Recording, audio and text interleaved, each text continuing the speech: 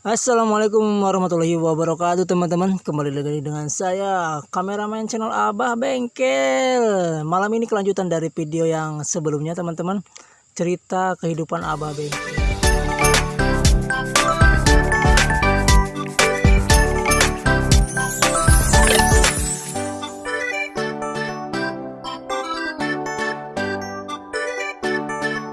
Lanjut dari yang cerita yang sebelumnya, Abah kenapa bisa di bengkel? Tiba-tiba dari fotografer, tiba-tiba kenapa langsung ke bengkel? Oh, Ceritanya gimana? ya pan berdampingan jeung bengkel. Dulu kan dari bengkel Vespa. Abah. Heeh. Sini studio foto, sampingnya bengkel. Kan di video yang lain mungkin udah ada gitu, udah ada. Jadi ketika kita job panggilan keluar seperti foto pengantin, foto sunatan, nggak rame kan, ada waktu yang rame-ramenya kalau di sini gitu. Kita kalau nggak ramenya ngikutnya di bengkel, belajar, lebih ke belajar lah gitu. Berarti Soalnya kan nggak disuruh kitanya. Iya, sampingannya ke bengkel gitu kalau nggak rame ya. Bukan sampingan, itu mah sengaja ngikut nyuci mesin gitu. Ngikut nyuci mesin gitu. Udah begitu, Bah. Jadi dulu belajar dari motor Vespa.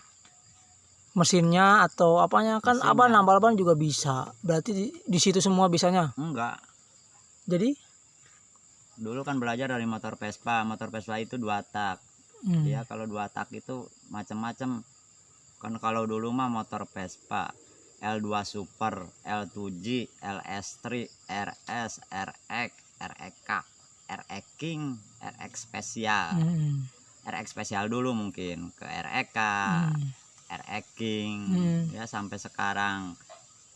Dulu mah kan motor 4 tak itu seperti Super Cup 70. Apa berarti pernah ngoprek-ngoprek motor kayak gitu, Bah? Ya pernah, tapi kalau dulu kan motor-motornya gitu semua platina. Yang CDI itu, mulai CDI itu kalau gak salah di 2 tak mulai CDI kayaknya dari RX 100 masih platina, berarti RX Special sama RX King setahu dialami saya itu. Tapi mulai ngebengkel bener-bener real ngebengkel itu tahun berapa, Bah? Kalau ngebengkel sih kita sewaktu lagi moto juga suka ada yang manggil. Setiap kampung itu suka ada yang manggil gitu. Rumahan berarti? Iya, dari teman ke teman, dari tetangga ke tetangga, mungkin tahunya gitu di luar kampung sana itu. Ya kalau dikerjakan itu, kalau gak ada panggilan foto mungkin dikerjakan. Nah laju kesininya antara kakak saya dan mamang saya itu misah. Masing-masing studio foto. Kakak saya berarti misah dari studio foto mamang saya, bukannya di rumah. Adik saya kan nikahnya sama orang Mekarwangi, bukannya di pinggir jalan. Sekarang studionya di pinggir jalan. Kalau kakak saya di rumah. Kalau saya mempunyai alat foto itu cuma 1 set untuk manggung.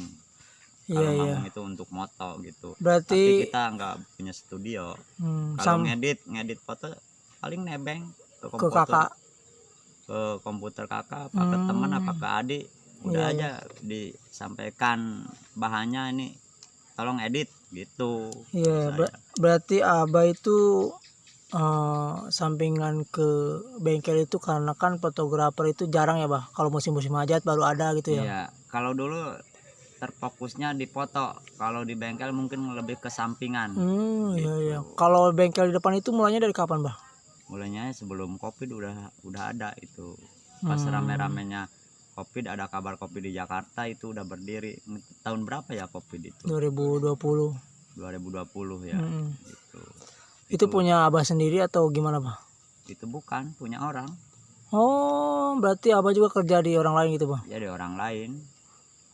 Ya kalau kita punya bengkel sendiri ya enak lah. Enaknya gimana? Ya sekarang juga alhamdulillah lebih enak, mungkin lebih enak dikarenakan gini, bisa saya lebih enak, mungkin lebih kenyaman dikarenakan gini, ketika saya gak ada kerjaan sebagai tukang foto, ketemu teman saya yang ada di kampung halaman ini, dia bilang kok sekarang nggak moto. Ya mau moto gimana ya, lagi covid gitu, katanya lagi covid di sana di Jakarta gitu. Berarti gak moto-moto ya enggak gitu. Iya. Berarti gak kerja ya enggak. Nah, dari situ Abah disuruh buka Dan bengkel. dari situ dia bilang, terus kira-kira mau kerja apa nih, dia bilang gitu. Kalau ke urusan kerja sih mau aja, tapi kalau ada sih yang kayak awet-awet lah, seperti buka apa, nungguin warung apa, nungguin apa gitu. Nah di sana dia bilang bukan nyuruh dagang apa nyuruh buka bengkel, dia bilang ini ada uang segini, terserah mau dijalanin di bagian apa-apanya, saya gak tahu menau gitu. Kata saya itu, ntar saya mikir dulu lah, kan itu duit orang, harus dipikirkan gitu. Ibaratnya maju enggaknya, kalau untung ruginya sih setiap pekerjaan, setiap berusaha itu mungkin ada untung dan rugi. Tapi kan itu harus ingat itu duit orang. Gimana kalau rugi, kalau gak berjalan gitu.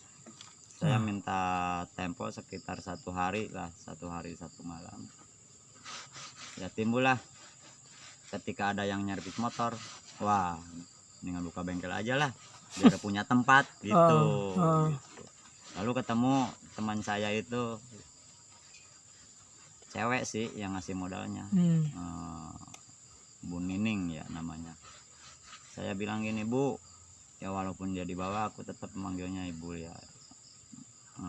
Bu, gimana kalau buka bengkel aja? Bu Nining bilangnya ya kayak enjoy gitu, ya terserah kamu maunya apa, yang kamu sukai itu di kerjaan bidang apa gitu. Berarti yang punya bengkel Abah itu Bu Nining namanya ya, Bah? Ya Bu Nining gitu. Ya. Dan jadilah seperti sekarang ya, Bah? Ya, jadilah buka bengkel gitu. Ya tempatnya dulu ngontrak. Iya. Sekarang punya sendiri. Tempatnya itu sekarang kata Bu Nining itu udah nanggung lah, mendingan dibeli aja lah, kecil juga lumayan, tapi gimana mau enggak. Yang saya takuti kembali nanya sama Bu Nining ini, andai kata bengkelnya gak maju apa kurang maju gimana, kan itu suatu kerugian sama ibu. Saya gak bakalan nuntut apa-apa, yang penting kamu mau kerja dulu aja, itu udah alhamdulillah gitu. Dari situ teman-teman berjalanlah bengkel Abah ini sampai sekarang, mungkin ada hampir 5 tahun. Bahkan sampai sekarang juga saya gak ditarif harus setoran segini, harus bulannya segini, nggak ditarik. Iya. Apalagi kalau menurut saya kalau ditarik justru menjadi beban saya loh. Ya yang namanya kerja, yang namanya usaha itu kan kadang rame, kadang enggak, kadang tadi juga nggak kerja ya, cuman 1 lah yang masuk tadi ya, alhamdulillah ada yang masuk 1 gitu.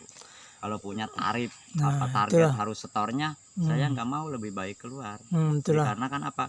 Karena kan setiap usaha itu gak selalu goal gitu. Itulah teman-teman sejarah bengkel Abah, kenapa Abah bisa ngebengkel sampai sekarang, itu udah sampai tapi yang hampir uniknya 5 gini, tahun. Ntar dulu ya, yang uniknya gini, itu Bu Nining itu bilangnya gini, saya nggak bakalan ngomong apa-apa, bahkan saya nggak bakalan merasa dirugikan. Kalau saya ditinggalkan bengkel tersebut, saya yang dikhawatirkan kamu meninggalkan bengkel tersebut, begitu. Asik, di geboy wadidaw awe. Itu asli, bukan rekayasa, dia bilang gitu. Nah begitulah teman-teman, kalau kita jujur ya pasti dipercaya sama orang lain teman-teman. Sejarah bengkel Abah dari hampir 5 tahun sampai sekarang. Dan itu ngomong-ngomong Abah, baju yang dipakai itu tulisannya saya kepo Explore Indonesia, ada sejarahnya ya, Bah? Oh ya, sedikit banyak kan teman-teman yang kenal Abah itu dulu dari channelnya Abang Ibra atau Jejak Bang Ibra, dulu sempat kenal Abah. Saya mau tanya, Bah, bagaimana perkenalan Abah dengan Bang Ibra bisa terjadi, Bah? Singkat aja, Bah ya, karena ini kameranya udah. Apa Singkat aja, Bah, cerita Abah bisa kenal dengan Bang Ibra. Karena ya sedikit banyak teman-teman yang kenal Abah itu dari Jejak Bang Ibra dulu di channel YouTube-nya, Bah. Ini asli, sungguh asli. Saya kenal asli Bang 100%. Ibra, ya. Saya gak dikurangin, gak dilebihan. saya kenal Bang Ibra dari ngisi angin ketika motornya bocor. Bocor itu bukan bocor bannya, ternyata bocor dari pentilnya. Dari situ ya Pak. Dari situ ketika dia mau naik ke daerah Cigerut, itu asli loh. Pertama dia yang kenal di Luragung, di Kuningan, mungkin ke saya dulu gitu. Itu asli tuh. Tapi dia bilang kan bocor si ban itu. Gini dulu ya. Cos, ada motor masuk. Cos. Dia bilang, "Bah, ini kenapa ya kempes? Jalannya ngegol-ngegol gitu." Saya kontrol aja ya Bang ya. Iya. Pas dikontrol ternyata yang bocornya itu di pentil yang kecilnya, di bunglon apa pentil ya? Pentil. Ya, di pentilnya gitu. Lalu saya ganti pentilnya, kompa lagi, cek lagi pakai air. Udah beres. Terus dia bilang, "Berapa, Bah?" 2.000. Gitu. Terus Bang Ibra ngasih 5.000. Saya kembaliin. "Ini kembalinya, Bang." Udah gitu. "Ini kembalinya, Bang. Itu pentilnya 2.000. Kok Abang bilang udah? Udah buat Abah aja." Saya sampai dorong-dorong itu uang 3.000 itu. Soalnya menurut saya juga itu udah cukup 2.000, cuman pentil yang kecilnya yang dalamnya loh. 2.000. Itu kan banyak. Gitu. Itu pertama kenal sama Bang Ibra. Dari situ gitu, mungkin saya simpulkan Bang Ibra terenyuh karena kebaikan Abang mengembalikan uang 3.000 ya Pak ya. 3.000 ya itu kelebihan itu udah 2.000 juga udah punya untung, apalagi 3.000. Ya mungkin lebih kelebihannya banyak, terlalu banyak gitu. Nah begitulah teman-teman, kalau orang baik ketemu dengan orang baik ya susah. Gitu, semua asli. ditakdirkan oleh Allah Subhanahu wa taala untuk bertemu. Kan sampai sekarang juga masih kontekan ya sama Bang Ibra ya? Ya? Masih, kemarin aja kita WA. Ya, kan kemarin di sini sekitar hampir kurang dari sebulan ya, mungkin setengah bulan lebih di sini. Di rumah Abah. Ya ketika dia pergi ya yang jelas merasa kehilangan gitu. Biasanya kedengaran kalau tidur itu yang ada gitu, apa sih gitu, naon mun kersare tesok aya kerek ya, suka ngorok tahu. Suka kerek dikit. Biasanya kalau saya pulang itu kedengaran lagi lagi ngeditnya gitu, lagi apanya gitu.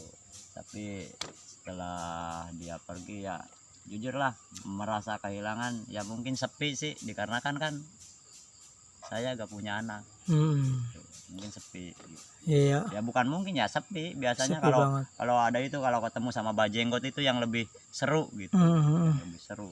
Kalau Bajenggot bilangnya kalau kita suruh, bah dahar, siap masdang gitu, madang. Kalau Bang Ibra lebih ke masdang apa yuk, madang gitu. Dia kalau di sini madang. Nah yang paling dia senengi itu dia suka sambal di sini. Sambal gitu. Bilangnya juga ini sambal spesial. buatan istri Abah itu. Gitu. Tapi sekarang mudah-mudahan beliau itu Bang Ibra itu sehat selalu. Amin ya Allah. Berlimpah rezekinya, amin, ya dipanjangkan umurnya, dimudahkan segala urusannya. Yang saya amin ya Allah. Cuman bisa saya berkata begitu ya, semoga gitu. Dan Insya semoga Allah. gitu. Kalau orang baik selalu dilindungi Allah Subhanahu wa taala. Saya nggak bisa membekali apa-apa gitu. Cuman saya bisanya mendoakan. Betul. Teman-teman, begitulah sekilas tentang cerita Abah dari mulai masa kecilnya terus sampai sekarang kenal Abang Ibra dan sekarang ngebengkel di depan. Mungkin sebenarnya masih banyak untuk yang diceritakan. Contohnya panjang banget. Untuk kameramen sih banyak yang pengen ditanyain ya, kayak pengen kisahnya Abah keneknya dari awal siapa, terus percintaan Abah dengan istrinya, terus tadi disebutkan Abah belum punya keturunan atau belum punya anak, maaf ya. Jadi kita pengen Abah cerita banyak, cuman karena satu dan lain hal, mungkin karena waktunya juga ini udah malam. Jadi mungkin cukup sekian dari cerita Abah sampai di sini. Cuman kalau teman-teman pengen cerita Abah kelanjutan seperti apa, atau pengen Abah ceritain apa, komen aja ya Bah di bawah ya Bah. Ya mungkin lebih ke sana. Komen aja ya. Lebih ke Asik. Pokoknya teman-teman kalau pengen cerita Abah lagi, pengen tahu cerita Abah lebih banyak sampai ke dalam-dalamnya, ya komen, pokoknya komen di bawah, like dan subscribe jangan lupa. Mungkin Abah cukup sekian sampai sini videonya. Ada kata-kata untuk penutupnya Bah? Apa? Kata-kata penutup seperti biasa Bah. Oh, kata-kata penutup. Kemungkinan gini ya. Malam ini saya membukakan cerita saya. Mudah-mudahan banyak hal-hal yang baik dan mudah-mudahan kita ya belajar lah dan terus belajar setiap apa yang terjadi, mungkin itu sebuah pelajaran. Asik. Wadidaw. Terima kasih teman-teman sudah menonton video ini sampai akhir. Jangan lupa subscribe, komen dan like video ini. Terima kasih. Akhir kata, assalamualaikum warahmatullahi wabarakatuh.